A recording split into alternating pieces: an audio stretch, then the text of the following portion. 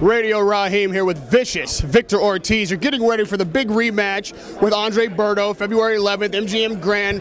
Now, Victor, there's no way we can talk without discussing what's happened in your previous fight, right? That's what's bringing you to this moment. In the previous fight, the first fight I'm talking about, you had everything on the line. It was redemption time. This may have been your last shot at glory, and you took the bull by the horns. You found that glory. You got up off the canvas and were victorious.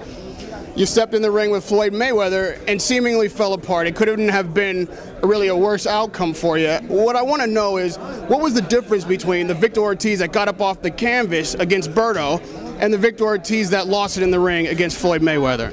I didn't lose anything in the ring against Floyd Mayweather. I just figured, hey, Floyd's one of the best fighters of all time in people's eyes. So with that alone, he won't hit me with my hands down. So ref didn't call time in. I looked at the ref. Little do I know, Floyd hits me. I mean, that was beyond my power.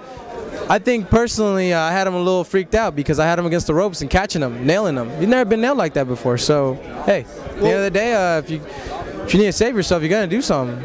You have a big fan base out there. Your story is ingratiating to people. So the reason I'm getting into this is because people want to know what makes you tick. They love you out there.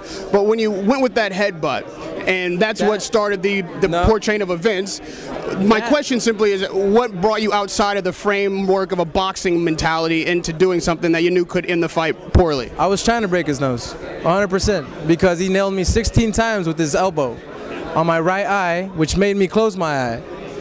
And the last one, I kept telling Cortez, elbow. He says, keep fighting, Victor, keep fighting, Victor. I said, all right. I took 4 before, and I kept calling him, elbow, keep fighting, Victor. All right, here we go. I get him against the ropes, 4th round. Boom, I'm catching him. Catches me right in my eye, one more time, on my eye, just straight in my eye. And there's even pictures of it. Right in my eye gets closed, so I unleashed the headbutt. Hey, you know what? Yeah, it was wrong. It was very wrong. But given the fact that I had asked the ref to keep an eye on that, and I told him, elbow. He kept saying, keep fighting, Victor, keep fighting. All right, you want to get dirty? I got dirty. You know what? I let the best take over.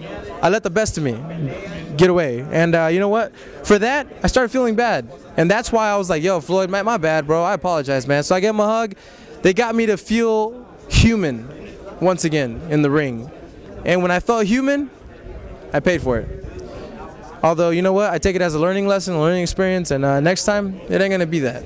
If I'm going to headbutt you, I'm going to break your nose next headbutt. All right, so now you're coming in this fight with Andre Berto. They've asked you to do Olympic-style drug testing. No problem. You may be getting a reputation as somewhat of a dirty fighter, even with what you just said. To admit that you intentionally try to break a guy's nose with a headbutt, does that concern you at all? Not at all. You started it, and you know what? You start something, you better be ready for some repercussions, because that isn't fair. How can you get away with 16 elbows and expect for someone like myself or anybody else not mention anything, not do anything about it? You can go blind from somebody hitting you, you know, especially with an elbow. That's not legal. Maybe people think it is legal.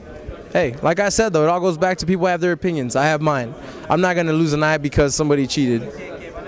How are you approaching this fight with Berto? You won the first one in spectacular fashion. Berto's obviously coming to get, as it says, revenge. If things get tough in there, if you get your back against the ropes, how will you respond? You know what? Berto's a clean fighter. I fought him once. He doesn't use his elbows. He doesn't do anything foul, I don't think. And with that alone, that's why our first fight was such a great success. You know, we had a great fight.